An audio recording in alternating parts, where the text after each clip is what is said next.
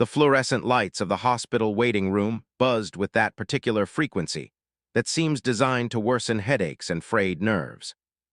It was just past 9 in the evening when the boy walked through the automatic doors, his small frame dwarfed by the sterile vastness of the lobby. He couldn't have been more than 11 years old, though the weight in his eyes suggested someone who had lived much longer. His clothes were clean but worn thin, the kind that had been washed so many times the fabric had begun to forget its original color. In his arms, wrapped carefully in a faded blue blanket, he carried his younger sister. She was burning with fever, her small body trembling even in sleep, her breathing shallow and labored. The boy's name was Marcus, and he had walked 2 miles in the cold to get here because the bus had stopped running, and he had no money for a taxi, and his mother was working the night shift at the packaging plant across town, and there was no one else.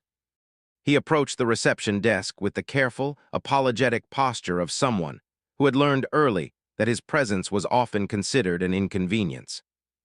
The woman behind the counter was middle-aged, her hair pulled back so tightly it seemed to stretch her face into a permanent expression of irritation. She was typing something, her long acrylic nails clicking against the keyboard in a rhythm that suggested she was in no particular hurry to be interrupted. Marcus stood there, his sister getting heavier in his arms, waiting for the woman to acknowledge him. 30 seconds passed, then a minute.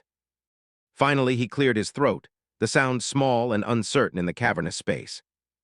The woman looked up slowly, her eyes moving from her computer screen to the boy with the kind of visual assessment that took in everything and assigned value to nothing. Yes, her voice was flat, a single syllable that somehow contained an entire conversation about how she had more important things to do. "My sister," Marcus said, his voice steadier than his hands. "She's really sick. She needs to see a doctor. She's been throwing up all day, and she can't keep anything down, and her temperature is really high, and I tried to give her medicine, but it didn't work, and—" "Insurance card," the woman interrupted, extending her hand without looking at the child in the blanket. Marcus shifted his sister's weight, reaching into his pocket with his free hand. He pulled out a worn envelope and extracted a card, placing it on the counter. The woman took it with 2 fingers as if even this small contact with the boy's belongings might contaminate her. She scanned it, typed something, frowned at her screen. The frown deepened. She looked at the boy again, this time with an expression that had moved beyond irritation into something closer to disdain. "This insurance was terminated 3 months ago," she said, her voice loud enough that several people in the waiting room turned to look. "But my mom," Marcus started, his face flushing with embarrassment and confusion. "My mom said it should be working. She said they fixed it. She called them and—" "I don't care what your mother said. The system says it's terminated. You can't be seen without insurance or payment up front." The woman slid the card back across the counter as if she were returning a counterfeit bill. Marcus felt the weight of every eye in the waiting room on him. An elderly couple near the water cooler had stopped their whispered conversation to watch. A man in a business suit, holding an ice pack to his wrist, was staring with the kind of vacant curiosity people reserve for minor disturbances that don't directly affect them. The boy's face burned. His sister stirred in his arms, making a small sound of discomfort that pierced his heart. "Please," he said, and he hated how small his voice sounded, how much like begging. "She's really sick. Can't someone just look at her? We can pay later. My mom gets paid on Friday. She always pays." "I've already explained the policy," the woman said, her voice rising slightly, performing now for the small audience that had gathered. "Without insurance or payment, we can't provide service. Those are the rules. If you can't afford the emergency room, there's a free clinic on Jefferson Street. They open at 8 tomorrow morning." "Tomorrow?" Marcus felt panic rising in his chest like cold water. "But she needs help now. She's really sick." "Please, I'm asking. I've told you what I can tell you. You're holding up the line." The woman gestured behind him, though there was no one there. It was a dismissal, theatrical and final. The boy stood frozen for a moment, his mind racing through options that didn't exist. He could feel tears building behind his eyes, hot and shameful, and he fought them back with everything he had because crying would make this worse. Would confirm what everyone in this room was already thinking, that he was just a child who didn't belong here, who didn't understand how the world worked. who should have stayed home and waited for an adult to handle adult problems. But there had been no adult to call. There had been only him and his sister and the terrible certainty that she was getting worse. He turned away from the desk. His shoulders curved inward as if he could make himself smaller, less visible. He could feel the stares following him as he walked toward the exit. Each set of eyes, a small weight added to the enormous burden he was already carrying. Some of the looks were pitying, others merely curious, a few actively hostile, as if his poverty and his sister's illness were moral failings rather than circumstances. The automatic doors opened with their mechanical sigh, and the cold night air rushed in to meet him. What no one in that waiting room knew, what even Marcus himself barely remembered in the fog of his fear and humiliation, was that his life had not always been like this. 3 years ago, they had lived in a different neighborhood, in a house with a yard where his sister had learned to walk, where their father had taught him to ride a bike on Saturday mornings. His father had been a mechanical engineer, brilliant and kind, the kind of man who could fix anything and explain how it worked in a way that made you feel smart for understanding. Their mother had worked part-time as a school librarian, a job she loved because it let her be home when the children returned from school. Then came the accident. A drunk driver running a red light at 45 miles per hour, and suddenly Marcus's father was gone, erased from the world in the time it takes to draw a breath. The funeral had been a blur of unfamiliar faces and platitudes that meant nothing. The bills had started arriving soon after, medical bills from the emergency room where they had tried and failed to save his father funeral expenses. The mortgage they could no longer afford on one part-time salary. Insurance payouts got tangled in legal complications. Death benefits were delayed by bureaucratic indifference. His mother had taken the job at the packaging plant because it was the only thing she could find that paid enough. But it meant night shifts and exhaustion and a kind of constant stress that made her seem older than she was. They had moved to a smaller apartment in a worse neighborhood. They had sold the car. They had learned to budget in ways that would have seemed impossible before, calculating the cost of every meal, every necessity, weighing whether they could afford something as simple as replacing worn-out shoes. Marcus had learned to be responsible in ways that most children his age couldn't imagine, becoming a second parent to his sister, making sure she was fed and safe, and got to school on time while their mother slept through the day to prepare for another night shift. He had learned to be invisible at school, to not draw attention to his circumstances, to lie when teachers asked why he didn't have money for field trips, or why his homework sometimes went unfinished, because he had been taking care of his sister.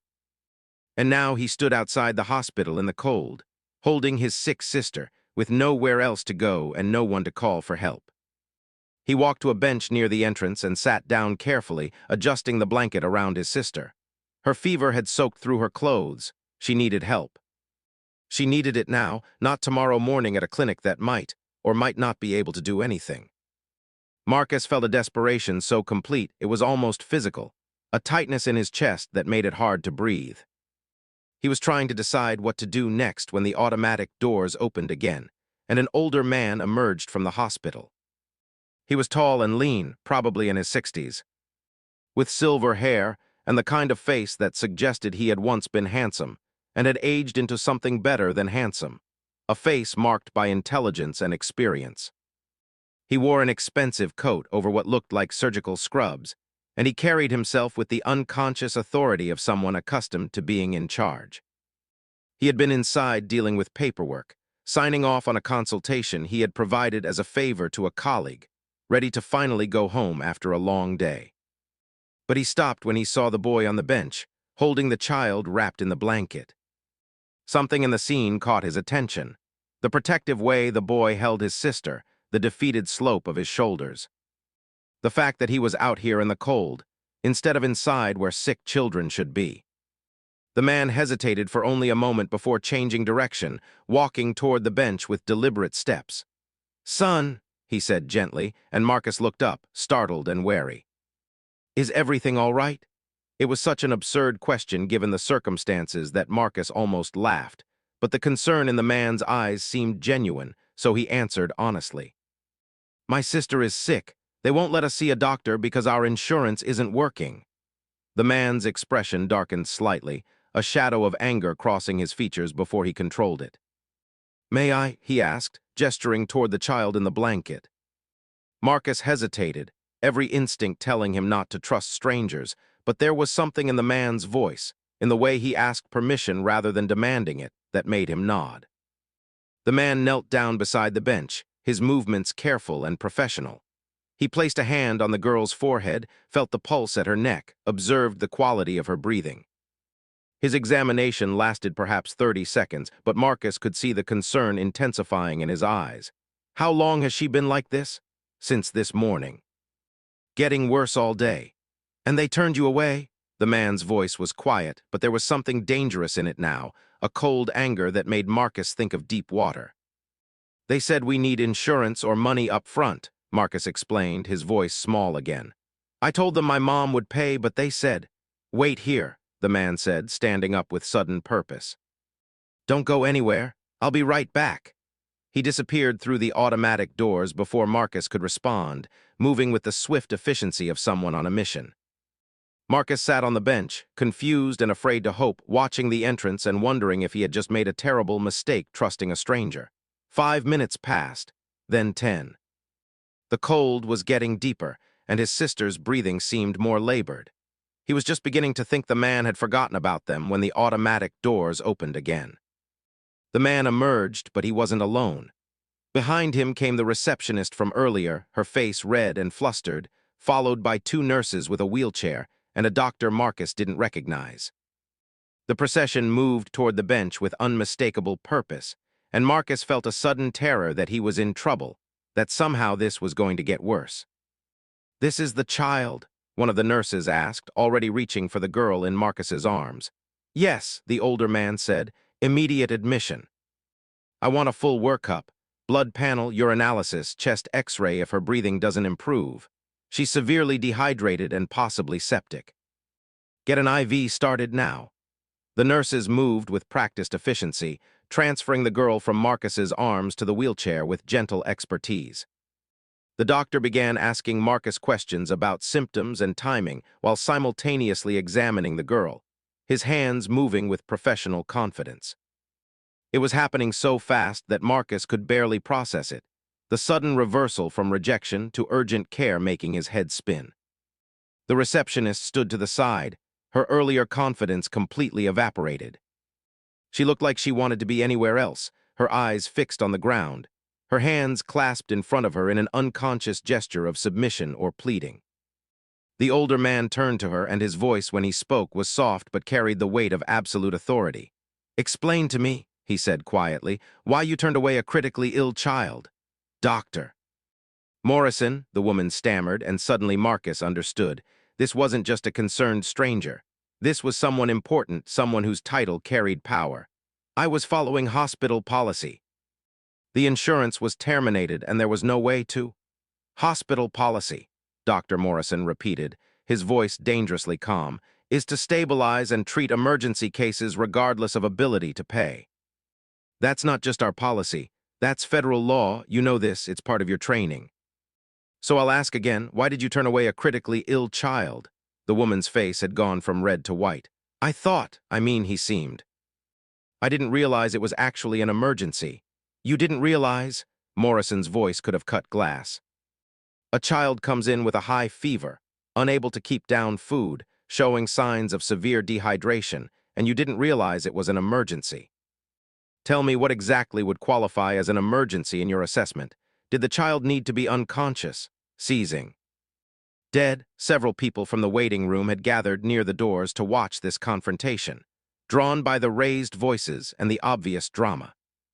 The receptionist was crying now, tears running down her face, her professional veneer completely shattered. But Morrison wasn't finished. "This boy walked 2 miles in the cold carrying his sister because she needed help," he continued, his voice rising slightly despite his obvious efforts to control it. "He came to a hospital, a place that exists specifically to provide care to the sick and injured, and you sent him away. You humiliated him in front of a room full of people. You made him feel like his sister's life was less important than paperwork. Do you understand the gravity of what you did?" "I'm sorry," the woman sobbed. I'm so sorry. I was just trying to follow the rules. The rules, Morrison said coldly, are that we treat people. That's the only rule that matters. Everything else is just process, and process should never, ever supersede human life. He turned away from her, dismissing her as thoroughly as she had dismissed Marcus earlier. We'll discuss your continued employment tomorrow. Go home. The woman fled, practically running for the exit, leaving behind a waiting room full of people who had witnessed her complete professional destruction. Morrison turned back to Marcus, and his face softened immediately, the anger draining away to reveal exhaustion and concern. Come with me, he said gently. Let's make sure your sister gets the care she needs. The next several hours passed in a blur of activity. Marcus sat in a private waiting room while doctors and nurses attended to his sister. Doctor. Morrison stayed with him, making calls, arranging things, asking questions about their situation with the same careful attention he had applied to examining the girl. He learned about their father's death, their mother's night shifts, the cascade of circumstances that had led to this moment. He listened without judgment, without pity, treating Marcus's story with the same seriousness he would give to a colleague's medical opinion. Around midnight, a nurse came to tell them that Marcus's sister had been stabilized. She was severely dehydrated and had a serious kidney infection that would have become life-threatening if left untreated another day. They were keeping her overnight for observation and IV antibiotics, but she was going to be fine. Marcus felt something break loose in his chest, a knot of fear he hadn't realized he was holding finally releasing. He put his head in his hands and cried, not from sadness but from pure relief, from the overwhelming exhaustion of being strong for so long. Morrison sat beside him, one hand on the boy's shoulder, saying nothing. Sometimes silence is the only appropriate response to someone else's pain. When Marcus finally looked up, wiping his eyes with the back of his hand, Morrison spoke. Your mother, he said. Does she know you're here? Marcus shook his head. She doesn't have a phone at work. They're not allowed to carry them on the floor. I left her a note, but she won't see it until she gets home. Morrison made another call, speaking quietly into his phone for several minutes. When he hung up, he turned back to Marcus. I've arranged for someone to go to the plant and let your mother know what happened. They'll bring her here. She should arrive within the hour. You didn't have to do that, Marcus said, overwhelmed by this stranger's kindness. Yes, Morrison said simply, I did. While they waited, Morrison told Marcus about himself. He was the chief of surgery at this hospital, had been practicing medicine for 38 years, had dedicated his life to healing and teaching others to heal. But he had grown up poor, he said. His own father had died when he was young, though from cancer rather than an accident. He knew what it was like to worry about money, to feel the weight of adult responsibilities as a child, to understand that the world could be casually cruel to those who lacked resources or power. I became a doctor, Morrison said, because I wanted to be the kind of person who helps rather than the kind who looks away. But somewhere along the way, institutions forget that. They create processes and policies that are meant to protect them rather than serve patients. People like that receptionist, they're not necessarily bad people. They're just people who stopped seeing humans in front of them and started seeing problems, paperwork, potential liabilities. It's a kind of blindness that medicine can't afford. Marcus's mother arrived at 1:20, still in her work clothes, her face drawn with worry and exhaustion. When she saw Marcus in the waiting room, she ran to him, pulling him into a fierce embrace that smelled like industrial chemicals and sweat and home. Morrison explained the situation, assured her that her daughter was going to be fine, refused to accept any thanks for doing what he considered his basic duty. But he did more than that. Over the following weeks, Morrison quietly arranged things. The hospital's billing department was instructed to write off all charges related to the girl's care. Morrison personally called the insurance company and, through a combination of medical expertise and what Marcus's mother later described as barely controlled fury, got their coverage reinstated with backdating to cover the lapse. He connected them with social services they hadn't known existed, programs designed to help families in their exact situation. He even arranged for Marcus's mother to transfer to a day position at the hospital itself, in the facilities department, with better pay and benefits than the packaging plant had offered. When Marcus's mother tried to thank him, tried to find words adequate to express her gratitude, Morrison simply shook his head. "Your son saved his sister's life," he said. He recognized an emergency, he took action, and he refused to give up even when he was turned away. That kind of courage and clarity is rare at any age. "All I did was make sure the system worked the way it's supposed to." But that wasn't quite true, and everyone knew it. Morrison had done what systems rarely do on their own. He had seen a human being in distress and responded with both power and compassion. He had used his authority not to protect himself or maintain hierarchy, but to ensure that a child received care and a family received dignity. The receptionist was not fired, as it turned out, but she was moved to a position where she would never again have first contact with patients. She was required to undergo retraining, to attend sessions on empathy and patient rights, to confront what her moment of casual cruelty could have cost. Marcus never saw her again, but he sometimes wondered if she thought about that night. About the sick child she turned away, and the lesson she learned when someone with real power held her accountable. As for Marcus's sister, she recovered fully, though she retained no memory of that night. She would grow up knowing the story only as something that had happened when she was too young to remember. A family legend about the time her brother carried her to the hospital, and a doctor saved her life. But Marcus would never forget. He would remember the fluorescent lights and the cold and the weight of his sister in his arms. He would remember the receptionist's voice telling him that his sister's life was less important than policy. And he would remember Dr. Morrison kneeling on the cold concrete to examine a child he didn't know, making a choice to use his power for good. Years later, when Marcus graduated from medical school, a path he chose in no small part because of that night, Dr. Morrison would be in the audience, older now, retired, but still carrying that same quality of steady compassion that had defined their first meeting.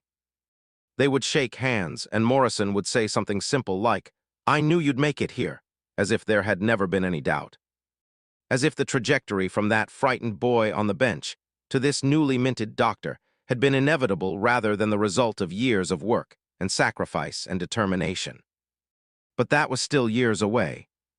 On that night, Marcus simply sat in the hospital waiting room with his mother, watching through the window as nurses checked on his sleeping sister, and felt something shift in his understanding of the world. He had learned that cruelty could be casual, that systems could fail, that poverty could make you invisible.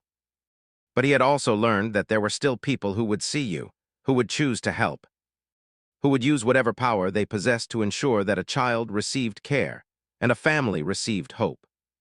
Think about that the next time you see someone struggling, someone who looks out of place or unprepared or desperate.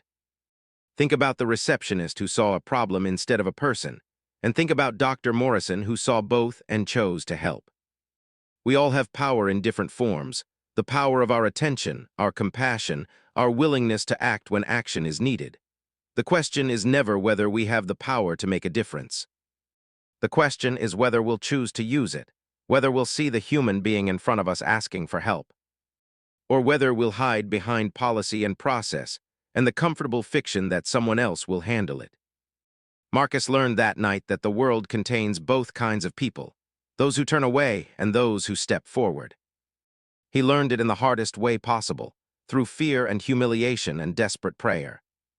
But he also learned that when you meet someone who chooses compassion over convenience, who sees your humanity even when you feel invisible, it changes you. It gives you a template for the kind of person you might become. It shows you that power wielded with kindness is the most powerful force there is. That's the story you need to remember. That's the truth that matters. Not that systems fail, we already know that. But that somewhere in those systems are people who remember why the system exists in the first place. People who will kneel down on cold concrete to examine a sick child. People who will fight bureaucracy with the same intensity they fight disease. People who understand that the only rule that truly matters is that we take care of each other, especially when taking care of each other is difficult or inconvenient or costs us something. Be that person. When you have power, use it for good. When you see someone suffering, don't look away. When the system fails, someone vulnerable be the one who steps forward to make it right. Because someday you might be the one who needs help, and you'll want to live in a world where people like Dr. Morrison exist. The only way to create that world is to be that person yourself, to make the choice every single day to see and to care and to act. That's what Marcus learned that night. That's what we all should learn. The question is whether we will.